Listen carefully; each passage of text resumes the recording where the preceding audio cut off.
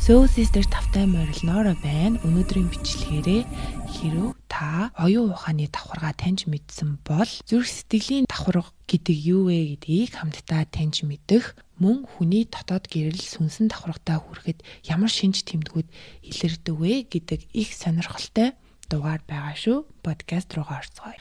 За тэгэхээр бичлэгийн 2 дугаар хэсэгт болохоор Heart Gut Emotional Layer буюу гэдэс зүрх хүний яг биеийн үндсэн төв хэсгээс илэрж байдаг сэтгэл хөдлөлийн давхаргын тухай ярилцъя. Тэгэхээр эхний хэсэгт ярьсан оюун ухааны давхаргаас бодлын давхаргаас ялгаатай нь болохоор оюун ухаанд бодлын давхарга нь дотоод гэрэл рүүгээ нэвтрэх үе таалгатай энэхүү давхаргыг таньж мэдснээрээ та энэхүү давхаргаар дамжин дотоод гэрлийнхаа үе таалгыг нээж чаднаа. Бодлоо ариун гэрэл гэгээтэй байлгаснаар гэсэн үг. Тэгэхээр дараагийн сэтгэл зүрхний энэхүү давхарга нь юу юм бэ гэхээр та дотоод гэрэл төр сүнснийхаа дулааныг мэдрэх орон зай болж эхэлдэг. Энэ давхарга руу нэвтрэх үед хүмүүст ямар шинж тэмдэг илэрдэг вэ гэхээр бяцлаглалын үед заримдаа хүмүүс маш олон сэтгэл хөдлөлийг зэрэг мэдрээд уйлмаар, инээмээр, өөрийгөө уучлж өршөмөр, бусдыг хайрламаар ийм сэтгэл хөдлөлүүд мэдэрч эхэлдэг. Тэгэхээр та үүнийг мэдэрч эхэлсэн бол баяр хүргэе. Та өөрийнхөө зүрхний давхар руу нэвтэрч эхэлж ин илүү гүн дотогшоогоо сайн орж эхэлж чадаж байна гэдгийн хамгийн том шинж тэмдэг нь болохоор тэр бяцлаглалын үеэр төрдөг ойлгомжгүй олон сэтгэл хөдлөлүүд. Энэ сэтгэл хөдлөлүүд яагаад илэрч эхэлдэг вэ гэхээр таны дотор энэ байсан уу гэвэл байсан бодлын хүлээс матриксийн програмчлалын үр дүнд та эдгээр сэтгэл хөдлөлийг илэрхийлэхгүй байгаар шийдээд хаагаад дарсан байсан. Таны эго үүнийг илэрхийлэхийг зөвшөөрөөгүй. Учир нь гэвэл сул дорой харагдана, эсвэл бууж өгж байгаа болж байна гэсэн гих мэтийн бодол хүлээсээс болоод та өөрийнхөө илэрхийлэгдэж чадаагүй сэтгэл хөдлөлүүдийг зэрэг мэдрээд тэгээд энэхүү мэдрэмж нь маш юм overwhelming буюу хитийдсэн санагдаад хүн уйлах инех янз бүрийн сэтгэл хөдлөлүүдийг физик бие дээрээ илрүүлж гаргаж яадаг. Тэгэхээр бидний бодлын давхарга буюу тэр mind layer нь болохоор энэхүү давхарга руу нэвтрэх үүд хаалга түлхүүр нь болж идэг гэж хэлсэнтэй. Тэгэхээр бодлоос бидний сэтгэл хөдлөл маш их хамаард. За сөрөг муу зүйл бодоод эхлэхээр хэрв та сэтгэл хөдлөлөө анзаарах юм бол биеийн одоо муу бодол бодох үед яна би одоо энэ ихтгэлээ тавих чадах болов гэх мэтийн өөртөө эргэлзээтэй хэцүү бод алдаа гаргавал яна гэх мэтийн зүйл бодож эхлэхэд таны бие жижигрээд агшаад таны гиз эвгүүрхэх зүрх дэлсэх сандрах айх гэх мэт сэтгэл хөдлөлүүд илэрдэг. Харин бодол гэрэлтэй гигээтэй би чадна гэх үед таны физик бие томорч нуруу цэхэрч өөртөө итгэлтэй болоод нүүр царай гэрэлтээд нүдний харц маш их өөрчлөгдөж байгааг хэрв та толинд өөрийгөө ажиглавал энэ бүхнийг ойлгож илүү анзаарахтай байж чадна. Бодлыг бодлоор дарах боломжгүй гэсэнтэй эрэг сүрэг альч бодлоорч ирж байсан бид нар ажиглах шаардлагатай. Тэгэхээр энэхүү зүрхний давхаргалуу хэрхэн нэвтэрдэг вэ гэхээр аливаа шин туршлага, аливаа бүхий л зүйл амьдралынхаа өдөр тутамдаа та өөрийн анхаарлыг зүрхэнд төвдөө авчираад, биеийнхэн төв хэсэгт авчираад аливаа зүйлд нээлттэй хандах хэрэгтэй. Аливаа зүйлийг шүүмжлэх хэрэггүй, төрүүлэн дүгнэлт хийх хэрэггүй. Таны хүсэж байсан зүйл бүтлгүүтэж таны бодол санаагаар явахгүй байх. Тэдгээр зүйлд нээлттэй хандаад ертөнц буюу та өөртөө итгээд бүтэхгүй байгаа зүйлсүүдийг орхиод танд шинээр ирж байгаа боломж, саналыг хүлээн авч нээлттэй хандаж сурах хэрэгтэй. Эхнийх нь хоёрдугаарх нь болохоор өөрийгөө өршөөж хүлээн зөвшөөрөх хэрэгтэй. Өөрийгөө өршөөх гэдэг нь өөртөө дахин бүү эргэлз. Танд дурсамж болоод үлдсэн, өнгөрсөн, ирээдүйд юу болох нь мэдэгдэхгүй байгаа тэрхүү эргэлзээ те. Энэ бүхэн өнгөрсөн азгуудал, өнгөрсөн хэцүү үйл явдлууд бол болох ёстой байсан. Энэ бол амьдралын сайн сайхан таны үнэн мөннийг мэдрүүлэхийн тулд болсон зүйлсээ гэдгийг хүлээн зөвшөөрөөд өөрийгөө өршөөх, бусдыг өршөөх, хүлээн зөвшөөрөх хэрэгтэй. Үүн дээр нэг гоё жишээ хэлэх юм бол маш тэнэг хүн байлаа гэж бодъё те. Юу ч хэлээд ойлгохгүй. Тэр тэнэг хүн өөрийгөө тэнэг гэдгийг ч мэддэггүй. Мэдэгчгүй. Яагаад гэвэл тэр хэмжээний ухамсар анзааргын түвшин байхгүй гэсэн үг. Тэгвэл тэр хүн хэрхэн ухаан суух вэ? 1000 хилээд нэмэр байхгүй те. Тэр хүн маш их зовж ийж өөрийнхөө олон зүйлийг туулж ийж анзааргын гэрэл гээгээ ирж ийж тэр хүний ухамсарын түвшин ахиж ухаан суух боломжтой. Тэгэхээр бидний өмнөх тохиолдсон бүх азгуудал хэцүү хувь тавилан байдаг бол энэ бүхэн таны сайн сайхны төлөө байх байсан гэд энэ жишээг ингэж харьцуулан бодоод бүх зүйлийг уучлан хүлээн зөвшөөрөх хэрэгтэй.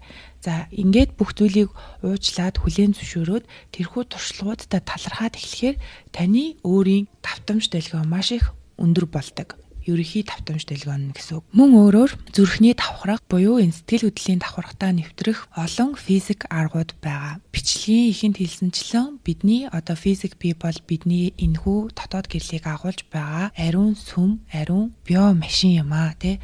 Энэхүү бие биднэрт заяагцсан нь маш учиртай. Бид нарыг энэхүү биеэрээ туршлага, энэхүү биеэрээ дотоод гэрлээ таньж мэд гэж биднэрт заяасан байгаа. Тэгэхээр энэхүү биеийг чөлөөтэй хөдөлгөж дуулмаар байвал дуулаад, бүжиглмээр байвал бүжиглж байж таны энергийн сувгууд нэгдэж тэрхүү дотоод гэрэл чинь тэрхүү сувгуудаар дамжуулагдсан чөлөөтэй урсаж та дотроосоо гэрэлтэх боломжтой болдог. Бидний ер нь ихэнх сөрөг сэтгэл хөдлөл травманууд бидний доод хүртнүүдэд дурсамж болоод хадгалагдаад блок болчихсон байдаг. Тэгэхээр эдгээрийг гадагшлуулж ханаас нь хохируулахын тулд бид нар бүжиглэх хэрэгтэй байна манайхан. Өөрийнхөө энергийн орон зайг цэвэрлэхийн тулд маш сайн бүжиглэх хэрэгтэй. Өөрийгөө та илэрхийлж сурах гэж байгаа бол дуулаарэ. Тэрхүү бүжиг дууг хийхдээ яаж хийх вэ гэхээр энэ бүгд нь дотоод гэрэлтэх үедтэй та ухамсар майнд тэр бодлын давхаргыг давж чадсан үед бодлороо за ингэж бүжиглэе тэгээд бүжиглэе гэд ингээ бодоод л байвал энэ нь бас айгүй хэцүү. Тэгэхээр энэ сэтгэл хөдлөлийн давхаргатаа хүрэхийн тулд та хиймээр байгаа хөдөлгөөнөө биендээ итгэж сурах хэрэгтэй. Энэ би яаж хөдөлмөр вэ? Би тэнийг харагдаж байгаа болов? Би юм утгагүй хөдөлгөөн хийгээд байна гэж болохгүй. Бидний бие бол хамгийн ухаалаг өөрөө яаж хөдөлгөөн мэдэж байгаа. Ингэж хөдлөөд эхлэхээр бидний бүрийн доод хүртнүүдээс ийм дотоод дуу хоолой гарч эхэлдэг. Тэгэхээр тэр дуу хоолойг сул чөлөөтэй ямар аялгау аялмаар вэ те түүнийг ингээд гаргаж байвал их сайн энэ зүрхний давхраг сэтгэл хөдлөлийн давхрагтаа хүрэхэд их тустай юм байна гэдгийг таньж мэдсэн байгаа. Сэтгэл хөдлөл буюу энэ сэтгэл хөдлөлийн давхаргыг бид нэр зүгээр дотоод ертөнцид дөрнөөд байдаг хий хоосон давхарга гэж бодож болохгүй. Учир нь юу вэ гэвэл бидний сэтгэл хөдлөл бидний бие рүү шууд илэрж байдаг. Жишээлбэл уурлаж бухимдах үед хүний нүүр улаах те сэтгэл хөдлөл тайван амгалан үед нүүр царай гэрэлтэж байх жишээний. Онцгой сөрөг хүнд энергитэй хин нэгэнтэй таарах үед бид нар ингээ харцруулж харахыг хүсдэггүй гэх мэт хүний бие бол өөрийн таны долгион давтамж нийлэхгүй байгаа зүйлийг маш сайн мэдэрч байдаг. Тэгэхээр тэр бүхэнд анзаарахтай байгаад таны бие юу идэж уумаар байна? Таны бие ямар хөдөлгөөн хиймээр вэ? Амралт хэрэгтэй байна уу? Эсвэл хөдөлгөөн хэрэгтэй байна уу гэдгийг маш сайн мэдрэх хэрэгтэй. Би таад хэлжсэнчлэн одоо йог хийдэг болсон гэд хэлж байгаа тий. Йог хийж эхлээд 8 дахь сар руу орж ийн. Гэтэл энэ 8 сарын хугацаанд би үүнийгээ бүр дэндүү эгоогоороо хандаад өдөр алга 1 цаг хийгээд сүлдээ энэ тэнд булчин шүрмэс зангираад өвдөд байгаа юм шиг болсон байсан. Гэтэл энэ юу вэ гэхээр миний эго байсан. Илүү сайжрах хүсэл те бие махбод ингээ гой болоод эхлэхээр түүндээ шунах хүсэл түүнээсээ болоод өөрийгөө дотоод сэтгэл маань бие махбод маань өнөөдөр амрах хэрэгтэй байна гэж хэлээд ахад эгоны маань дуу хоолой хитрхи чанга байсан болохоор би түүнийг сонсож зүр сэтгэлээ дагч чадсангүй. Тэгээ одоо зүр сэтгэлээ дагдаг болоод амармаар байгаа үедээ амраад байгаа. Би үнэндээ хинтээ ч уралдаагүй гэдгээ ойлгоод тэгээд амар цараад байгаа шүү. Тэгэхээр та хэд ч гэсэн зүр сэтгэлээ сонсож сураарай. Тэгэхээр бид нэр энэ зүрх сэтгэл хөдлөлийн давхарга руу нэвтрэхийн тулд эхлээд тэр бодлын оюун ухааны давхаргыг маш сайн таньж мэдснээрээ түүнийг намжааж намсгаж сурснараа зүрх сэтгэлийнхаа давхарга руу нэвтэрдэг. За тэгэхээр бичлэгийн 3 дугаар хэсэгт болохоор бидний энергийн төв давхарга буюу soul layer сүнсний давхарга. Энэ бол таны анхдагч гэрэл, энэ бол таны зүүн совин дээд удирдлага, логик тарих хүлээн авч чадахгүй, ойлгож чадахгүй жинхэнэ гайхамшиг ид шид эндээс эхэлдэг. Сүнслэг ойлголт буюу spirituality-д та өөрөө бурхан юм а гэж хэлэхдээ юу гэж хэлж байна гэхээр матриксийн ойлголтоор бус одоо та бурхан гэдгийг хин нэгнийг амьдруулж өгүүлж чаддаг ич эдтэн гэж хэлж байгаа юм биш. Тэрхүү их сурвалж байна гэдгийг одоо шинжлэх ухаанд тодорхойлсоор байна. Бясалгал хийдэг хүмүүс, өөрийнхөө дотооддоо ажиллаж чаддаг хүмүүс их сурвалж хэмээх нэгэн сорс руу нэвтрээд түүнээс өөртөө хэрэгтэй мэдээлэл, идэгрэл тэрхүү идэгрэл нь зөвхөн физик биеийн түвшинд биш, бодол, сэтгэл санаа, физик бие гэд 3 түвшинд эдгэх ангаах чадaltaй тэрхүү их сурвалж руу нэвтрээд байна гэдэг. За тэгвэл тэр их сурвалж нь юу вэ гэхээр ертөнд бурхан, хайр, гэрэл гэж бидний нэрлээд байгаа тэр нэг энерги ухамсар юм. Тэгэхээр тэрхүү энерги ухамсар таны биеэр гүйж та түүний илэрхийлэл болж байгаагийн хамгийн том илрэл болохоор 3D ертөнцийн бүхний бүтээгчтэй ургамал, амьтан, эд юмсыг бүтээгч тэрхүү энерги таны биеэр урсаж байгаа учраас л та өнөөдөр энд амьд байгаа. Та өөрөө бурхан юмаа гэдэг нь бурханлаг их сурвалж энерги таны биеэр дамжин урсж байгаамаа жинхэнэ хүчээ мэдрээрээ санаарай гэсэн утгатай. Тэгэхээр энэхүү жинхэнэ хүчээ мэдэр санахын тулд бид нэр эхлээд биднэрт олгогдсон байдаг тэр бодол буюу identity чи бол ийм тийм гэд нийгэм матрикс тодорхойлоод өгсөн байгаа. Энэхүү давхаргыг таньж мэдэх хэрэгтэй. Дараа нь сэтгэл хөдлөлийн давхарга буюу тэр зүрхний төвөө таньж мэдэх хэрэгтэй. Ямар үед ямар сэтгэл хөдлөл илэрхийлээд байна.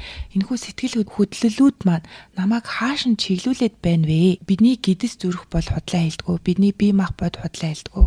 Хэрв та альва нэгэн газар очиод духгүй байвал эндээс яваа л гэсэн үг. Давтамж төлгөө нийлэхгүй байна гэсэн үг. Би сэтгэл хөдлөл худлаа хийлдэггүй бас нэгэн жишээ бол ямар нэгэн аюулд орох үедээ бид нар бодож сэтгэж чамждаггүй. Би өөрөө үүнийг үйлдэлсэн байдаг те. Бидний дээд бие бидний биеийг шууд хөдлөгдөг. Тэр бурханлаг их сурвалж бидний биеийг шууд хөдлөгдөг. Тэгэхээр энэ бүхэн бол худлаа хийлдэггүй. Стресстэй, бодол ихсэн үед болохоор түүнийгээ сонсч чаддаг. Сүнсний давхарга хүртлэх гүндээ нэвтэрч чадаж байгаа таны дэлгөөнд давтамж өсөж байгаагийн шинж тэмдгүүдийг дурдаад бичлэгээ өндөрлөе. Бидний сүнс, бидний дээд ухамсар сүнсний давхаргатаа хүрсэн үүнтэй холбогдсон үед ямар шинж тэмдэг илрэх вэ гэхээр бидний сүнс буюу энэхүү их гэрэл энерги нь бидэнтэй зөвхөн долгион давтамжийн хилээр ярих боломжтой. Дээд ухамсартайгаа холбогдно, сүнстэйгээ холбогдно гэд хэлэхээр бидний одоо хоорондоо ярилцдаг шиг бидний мэддэг шиг үг хэлээр мэдээж ярилцаж чадахгүй. Тэгэхээр бидний сүнс дээд ухамсар өөрөө маш өндөр долгион давтамж дээр оршиж байдаг учраас шууд өөрсдийн дүрээ үзүүлэх, шууд ямар байдгийг бидэнд харуулж үзүүлсэн ч одоо бид нар хүлээж авах боломжгүй. Учир нь бид нар физик биедээ орж идэг бидний тархины багтаамж бидний физик зүрхний багтаамж энэ долгион давтамжийг таних боломжгүй. Тэгэхээр бидэнд янз бүрийн одоо бурхтын дүрээр үзэгдэх бурхан бүтээгч ламнар жишээлбэл сэтгэлийн дотооднууд 3 дахь мэлминдээ энэхүү дүрсийг хардаг учраас л тэрхүү бурхтыг бүтээж чадсан байгаа. Мөн одоо Христийн шашинд angels, сахиусан тэнгэрүүд гэж байдаг. Маш юм гэрэлтэй цагаан далавчтай харагддаг.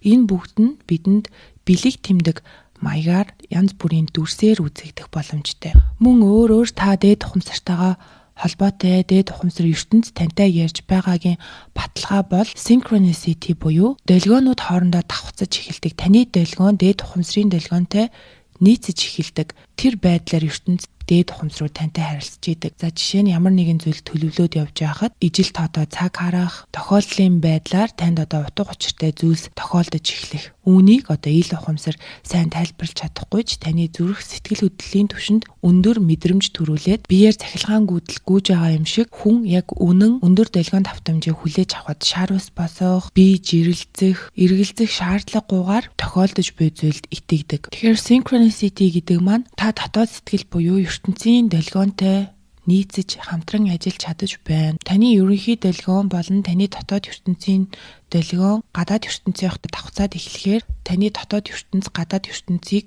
ухамсартайгаар бүтээх боломжтой болж байна гэдгийн баталгаа юм.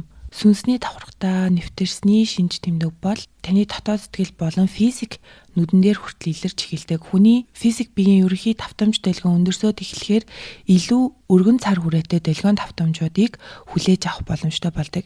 Тэгэхээр зарим хүмүүст анхлам гоё үнэртэх, биед нь хүрээд байгаа юм шигээр мэдрэгдэх, чихэнд нь янз бүрийн авиа сонсогдох, өмнө нь сонсож анзаарч чаддаггүй байсан зүйл сонсогдох, өмнө нь анзаарч үнэртэж чаддаггүй байсан зүйлс үнэртэх, мөн амтлах мэдрэмж өөрчлөгдөж эхэлдэг. За нүдний тухайд болохоор бяцлал хийж байгаа эсвэл энгийн үедээ ч гэсэн илүү их солонгорсон гэрэл харах, нүдэнд оч үзэгдэх, геометрийн дүрснүүд үзэгдэх, таны дотоод сэтгэл нүдэн анаад байхад илүү гэрэлтэй болох.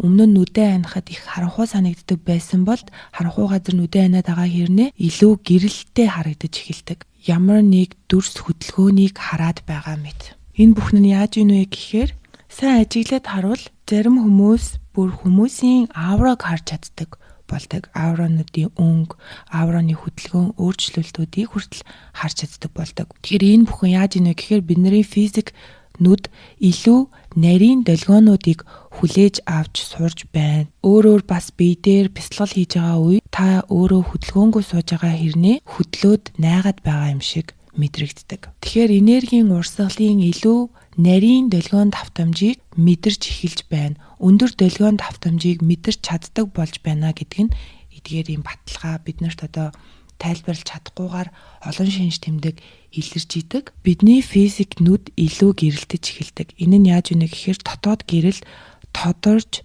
бодол сэтгэл хөдлөлийн давхаргаа ойлгож эхлээд тэр давхаргаас цааш гэрлийн давхаргатай нэвтэрч чадсан хүний дотоод гэрэл нь тодроод тэгээ физик нүдэн дээр нь нүд нь зөвхөн гэрлийг хүлээн авахч бус гэрлийг цацруулагч болж эхэлж байгаагийн шинж тэмдэг. Бодит амьдрал илүү өнгөлөг болж харагддаг.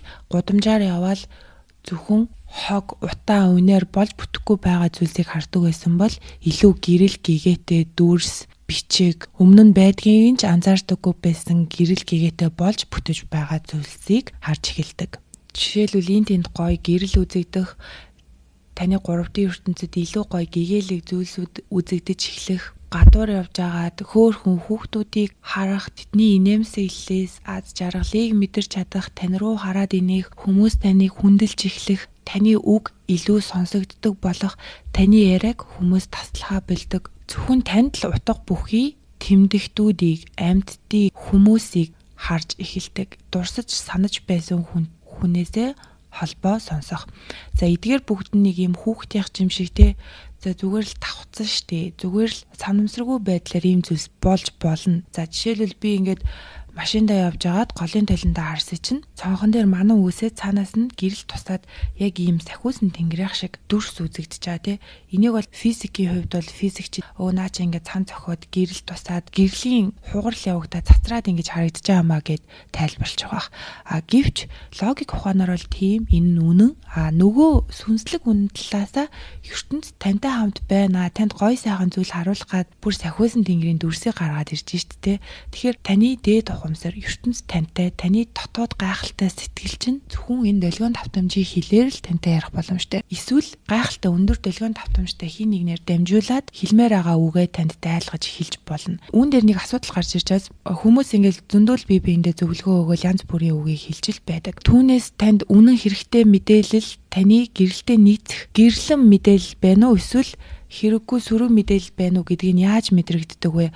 Тэр хүн үннийг ярьж гинөө гэдгийг яаж мэдрэгддэг вэ гэхээр шууд таны физик биеийн дээр мэдрэгддэг. Хин нэг нь танд үнэн яг хэрэгтэй мэдээллийг өгөх үед чинь эргэлзээ огт төрдөггүй. Таны тархины тэр ухааны давхар руу биш шууд л энэ зүрхний дотоод гэрлийн давхар руу орж эхэлдэг. Тэгэхээр вау гэ таны дотор нэг гэрэл хасж байгаа юм шиг те. Таны шар ус босох биеийн дотор сайн ажиглаж анзаарч эхлүүл ахилгаан зөгж байгаа юм шиг тийм цахилгаан гүйдэл мэдрэмжүүд төрдөг. Танд тохирох үнэн зүйл бол шууд л таны дотогшоо гүн давхар руу нэвтэрч чаддгаа гэж ойлгох хэрэгтэй. Амьдрал тэр чигтээ илүү өнгөлөг болдог. Өмнө нь яг л хар цагаан кино шүү. Өмнөх үйл явдлуудыг буцаад дурсахад хар цагаан, уйдгартай, бүдэг бадаг байдаг бол одоо таны бодит ертөнц илүү өнгөлөг, илүү пиксел нэгтаршил сайтай камераар хараад байгаа юм шиг болж эхэлдэг. Тэгэхээр хүний энэ дотоод сэтгэлийн гэрлээ нэмэх нь физик биений 5 м хүнд хүртэл ингэж нөлөөлдөг. Мөн та төсөөлөн бодох, аливаа зүйлсийн энергийг мэдрэх тэр төвшин бол хамаагүй ихсдэг. Төсөөлөн бодно гэхээр яад юм бол дотоод сэтгэлдээ харна гэхээр яад юм болоо гэд мэдтгүй байсан бол мэдэрч өөрөө түүнийг хийж чаддаг болдог. За тэгэхээр өнөөдрийн бичлэг маань нэлээд урт боллоо. Хэлмээр байгаа зүйлс бол одоо маш их байна. Манай сонсогчдод мэдж байгаа х те дотоод аялал гэдэг дугаарыг сонссон бол ayahuasca гэдэг plant medicine-ыг үзээд ирсэн байгаа. Маш том юм spiritual ceremony буюу сүнслэг ёслолд оролцоод өөрийнхөө дотоод аялал хийгээд дотоод ертөнцөд толдоод ирсэн. Тэгээ бичлэгээ хийхгүй удаажсэн шалтгаан нь болохоор бас их сонирхолтой, маш их мэдээллийг хүлээж авдаг туршлага байдаг болохоор түүнийг одоо process хийх хугацаа надад хэрэгтэй байлаа.